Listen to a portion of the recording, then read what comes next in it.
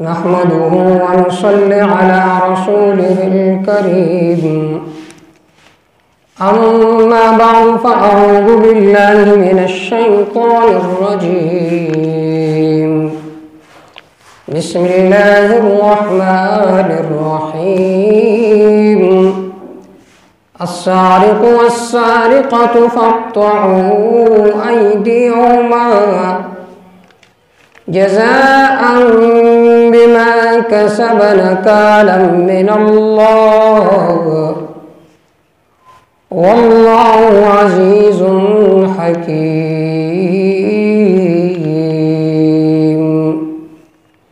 صدق الله مولانا العظيم وصدق رسوله النبي الأمي الكريم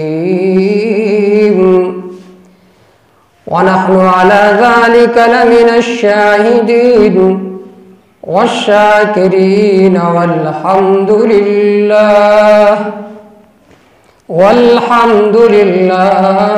رب العالمين. زمان عزیزان و حاضرین رب مسلمانان دا اللہ رب العزت پا منتاسو باندے لوی فضل اور احسان دے کہ اللہ رب العزت منتاسو خپل خبری اور ادلو دا پارک کی نولی دیر خلق بدا سوی چاگیو پا عبسیاتو کی و فضولیاتو کی با مصروف سوی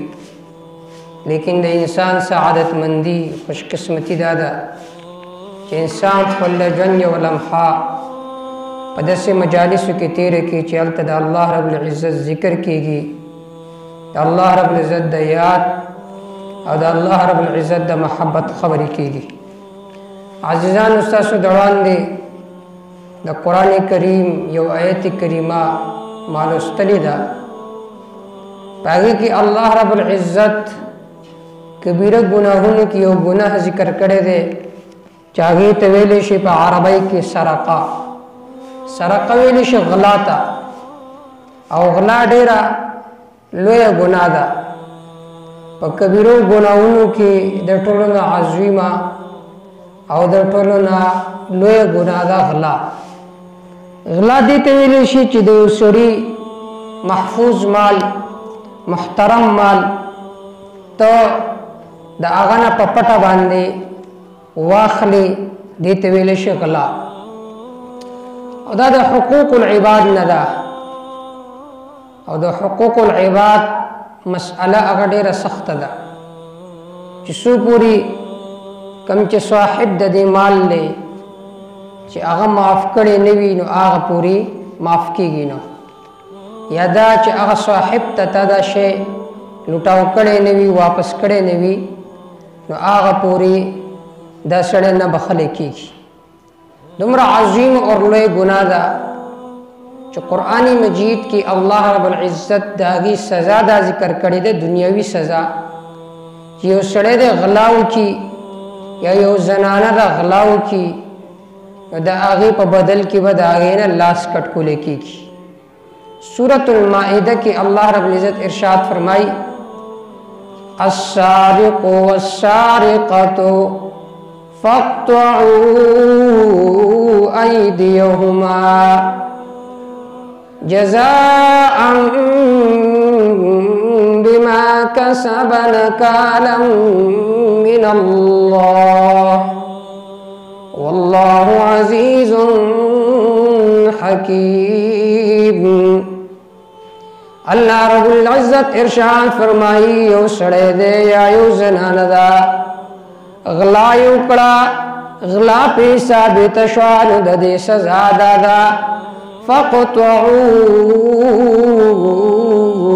أَيْدِيَهُمَا پس کٹ کے تاسولا سنا ددوی جزاء بما کسبا دا سزا دا پا بدل دا غسکی چی دوی کڑی دی نکالا من اللہ دا عبرتنا کا سزا دا لطرف دا اللہ نا حاصل دا چی غلاگل سڑلا سزا ورکا غلاگری زنانلا سزا ورکا دے مقصد دارے چی نور خلقو دغلانا زان بچو ساتی نکالا من اللہ چی دا عبرت شید پارد نور خلقو واللہ عزیز حکیم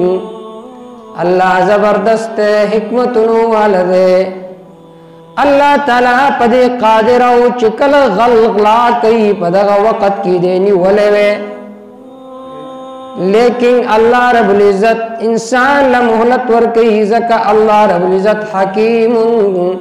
حکیم ذات تے دمر عظیم گناہ دا دمر لوے گناہ دا غلا صرف یوازی دانا دا انسان دا یوسڑی مال محترم مال محفوظ مال دا غد اجازت دا بغیر پٹ کی بلکہ پا ہر شعبہ کی دا دی تعبیر با جدا جدا بھی مثلا یو سڑے دا چانا حسی طور باندے غلا کئی نو دا ہم سارق تے دارنگی یو سڑے دے آغا تا یو ڈیوٹی حوالہ شوی دا آغا پاگی کی کتائی کئی نو دا مغلاگر دے بلکہ حدیث پاک کی تردیب پوری راغل لی کہ یو سڑے منس کئی رکو پا صحیح طریقے سر نہ کئی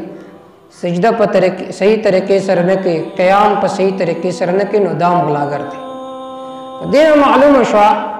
دا غلا چکم مفہوم دے دا دیر وسع مفہوم دے اور دا دیر معنو تشامل دے اور دمر سخت سزا دے دی کہ جناب رسول اللہ صلی اللہ علیہ وسلم ارشاد فرمائی لعن اللہ السارقا یسرق البیضتا فتقطع یدہ ویسرق الحبل فتقطع یدہ جناب رسول اللہ صلی اللہ علیہ وسلم ارشاد فرمائی لعن اللہ السارق دا اللہ تعالیٰ لعنت دیوی دا اللہ تعالیٰ پٹکار دیوی پغلاگر باندے حضرت فرمائی یسرق البیضتا یو غلاگر دے یوا آگئی پٹی آگئی معمولی غنتکی دا دیم حضرت فرمائی یو غلاگر غلاو کڑا او پغلا کی یوا آگئی پٹکڑا نفتقطعو یدہو دا لاس پا کٹ کولے کی گی بلکہ دا خلا پریدا ویسرق الحبل رسیو معمولی غنتکی شے دے رسی پٹکڑا دا مالک دا اجازت دا بغیر فتقطع یدہو نبے بہم دا لاس کٹ کولے کی گی دا رسی دا غلا دا وجنا رسی سمرہ معمولی غنتکی شیز دے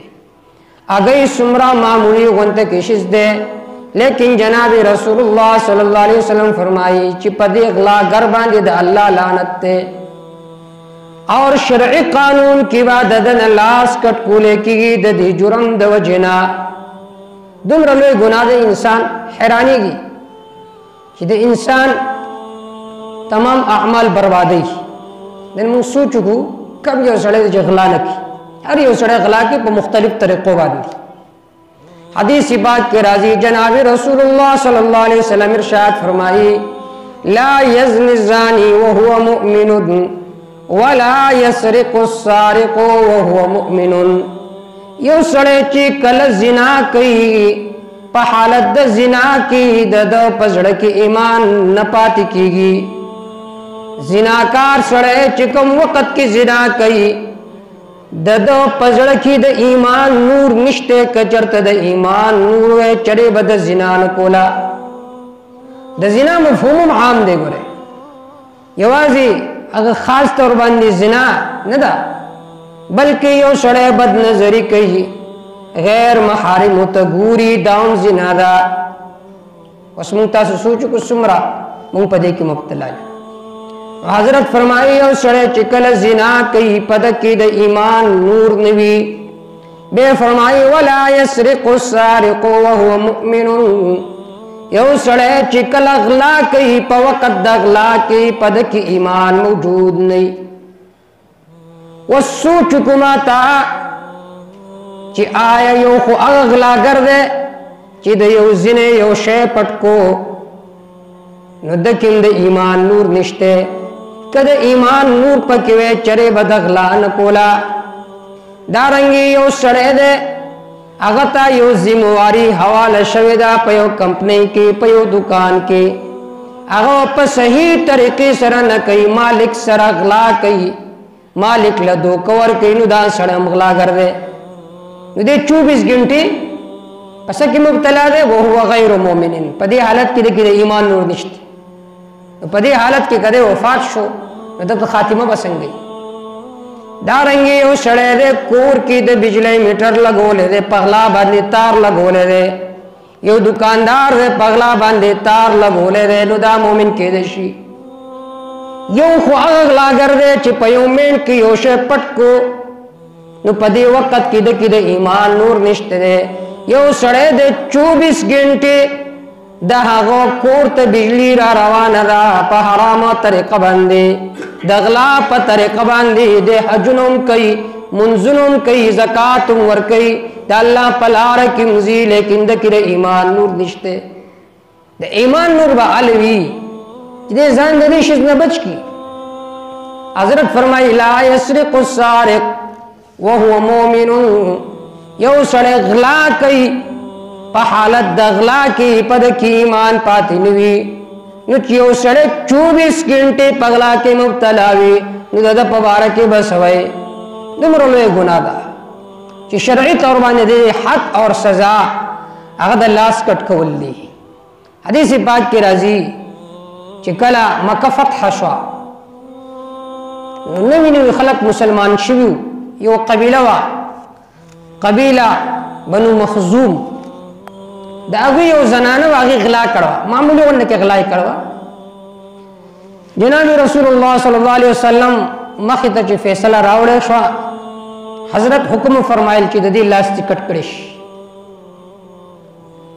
قبیله بنو مخزوم ډېر پریشان شو، که چرته د دې زنانه لاس کټ کړي شي نو زمونږ قبیله به پورا بدنام شي. نو دا کوشش کول چې نبی صلی الله علیه وسلم ته چا سفارش پیش کړي. نبی صلی الله علیه وسلم یو صحابي دی اسامه بن زید رضی الله تعالی عنہ، دا حضرت زید رضی الله تعالی عنہ زویو. حضرت زید رضی الله تعالی عنہ کا کسو چې نبی علیہ السلام ورته فرمایلو چې ته زما زوی، او هغه خپل مور او پلار ته ویلو چې تاسو ځئ او زه به نبی صلی الله علیه وسلم سره پاتې کېږم. نبی صلی الله علیه وسلم چې کله د هغه محبت ته وکړه د الله لپاره آزاد،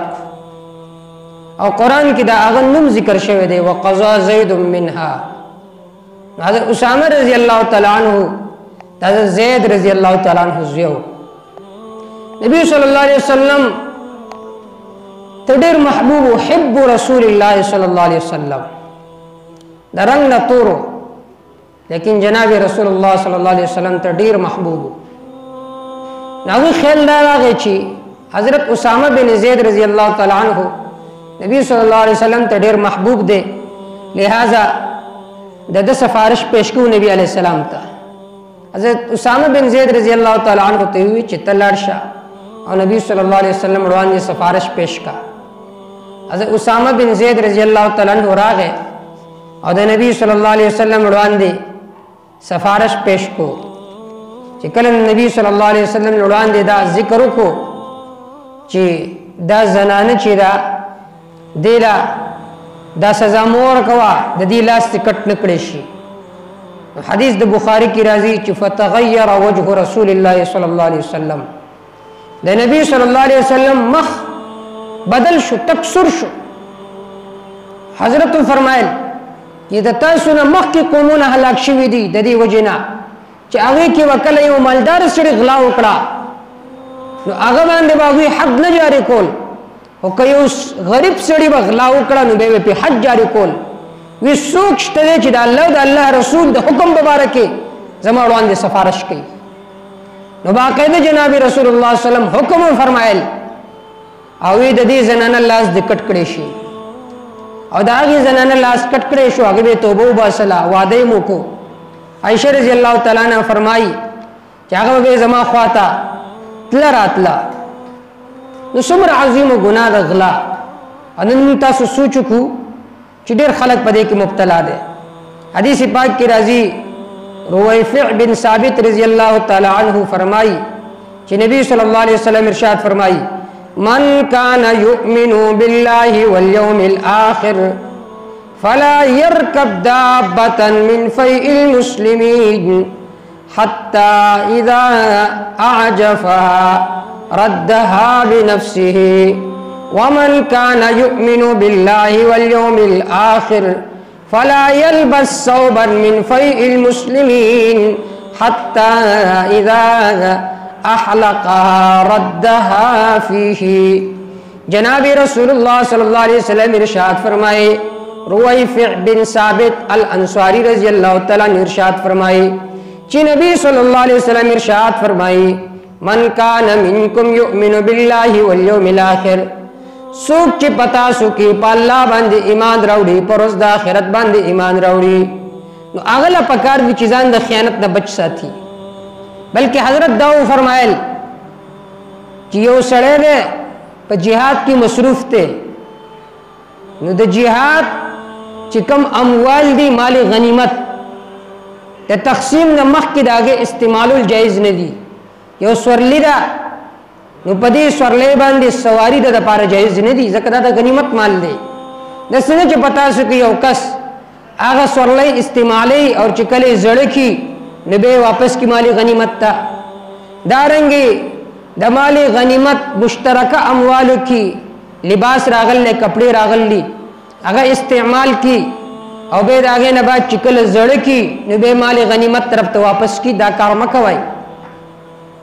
دمرا جناب رسول اللہ صلی اللہ علیہ وسلم سخت الفاظ سر ارشاد فرمائے کہ پتہ سو کی ایمانی دو مشترکہ مال چی اگر دا مالی غنیمت مال لے داغے استعمالوں بغیر دا اجازت نے جائز نہ دے. دارنگے حدیث پاک کی راضی زید بن خالد الجوہانی رضی اللہ تعالیٰ عنہ ارشاد فرمائی بِأَنَّ رَجُلًا من اصحاب النبی صلی اللہ علیہ وسلم توفی یوم خیبر. حضرت زید بن خالد الجوہانی رضی اللہ تعالیٰ عنہ ارشاد فرمائی کہ غزوہ خیبر کی یو کس وفات شو، جناب رسول اللہ صلی اللہ علیہ وسلم نوڑان دے صحابہ عرض کو فذکروا ذالک لرسول اللہ صلی اللہ علیہ وسلم. نبی صلی اللہ علیہ وسلم تے داغا دا موت خبر ورکو ادا فلانے صحابی وفات شوے دے،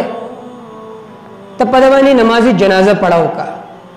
جناب رسول اللہ صلی اللہ علیہ وسلم ارشاد فرمائل صلو علی صاحبکم، کہ تاسو پخپل ملگری باندے پخپل نمازی جنازہ پڑھاو کئی. چکلا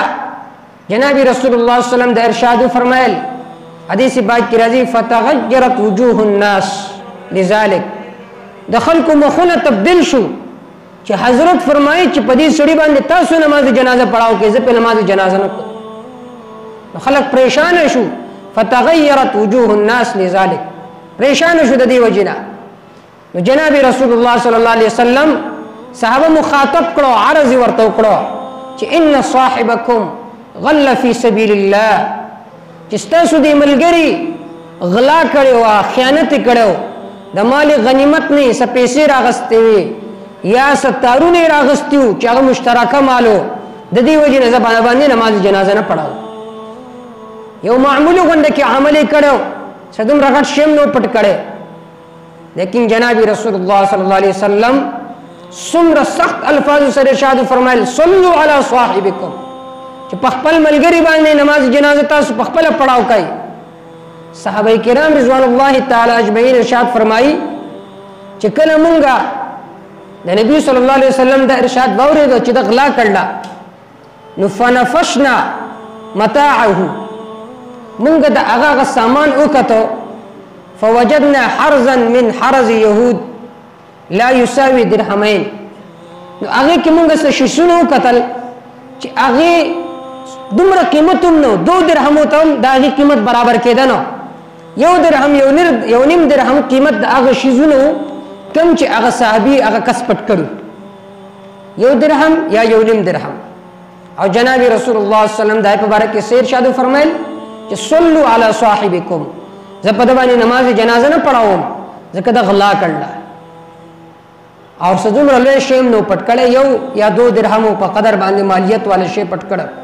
اور حضرت فرمائل کہ صلو علی صاحبکم، پخپل ملگری بانی نماز جنازہ پڑھاؤ. اس منتا سو سوچکو پلزان طرف تا یو خو هغه غلاګر دي چې څوک د جمعات نه بیټري پټي، څوک د چا د کور نه شي پټي، څوک د چا د دکان نه شي پټي، او یو هغه چې مثلا په یو کمپنی کې دی، په یو دکان کې دی، ملازم دی، مزدور دی، هغه صحیح طریقې سره خپل هغه ډیوټي نه کوي، نو دا هم لوی غلاګر دی. دارنګه د حکومت په یو شعبه کې دی او هغه په صحیح طریقې سره هغه نه کوي، سرکاري هسپټل کې دی یا بل چی شي کې دی، نو دا هم لوی غلاګر دی. او په دې دوړو کې فرق دی. دا غلاګر 24 غنټه غلاګر دی چې ډیوټي په صحیح طریقې سره نه کوي 24 غنټه. اور حدیث پاک کې راځي چې لا يسرق السارق وهو مؤمن، یو سړی چې غلا کوي په حالت د غلا کې د پزړ کې د ایمان نور نه، نو دې سړی کې 24 غنټه د ایمان نور نشته. سوچ وکای د الله تعالی له طرف نه مختلف عذابونه مونږ تاسو طرف ته ځکه متوجي کیږي چې مونږ تاسو کې د ایمان نور نه، نو اصل په مؤمن کې خو ایمان دی. نو چې 24 غنټه انسان په ناجایز طریقې سره پیسې ګټي، نو ظاهر خبر داغه کې به ایمان د کم زینه وي. نو دومره سخت سزا جناب رسول الله صلی الله علیه وسلم ارشاد فرمایلا چې پاغه سړي باندې حضرت نماز جنازه نه پڑھاو کړ چې هغه د 2 درهم په مقدار باندې معمولی غونډه کې شی پټ کړ. دارنګه حدیث پاک کې راځي عن ابي هريره رضی الله تعالی عنہ قال، حضرت ابو هريره رضی الله تعالی عنہ ارشاد فرمایي خرجنا مع رسول الله صلی الله علیه وسلم عام خیبر، مونږ خیبر په غزا کې نبی صلی الله علیه وسلم سره تلو. فرمایي چې کله مونږه خیبر غزا تلو، د خیبر غزا ته، نو فلم نغتنم ذهبا ولا ورقا، په دې غزا کې مونږ تسرو سپینزر نو ملاو شوي الا الثياب والمال، مگر سلګي غوند کې کپڑے مونږ ته ملاو شوي، سلګ غوند کې مالونه مونږ ته ملاو شوي. حضرت ابو هريره رضی الله تعالی عنہ ارشاد فرمایي توجه رسول الله صلی الله علیه وسلم نحو وادي القرى، نبی صلی الله علیه وسلم یو علاقه طرف ته متوجه شو، هغه علاقه ته لاړ. نو چې کله جناب رسول الله صلی الله علیه وسلم هغه علاقه ته لاړ، وقد اهدي لرسول الله صلی الله علیه وسلم عبد اسود، هغه علاقه والو نبی صلی الله علیه وسلم ته په تور د هدیه باندې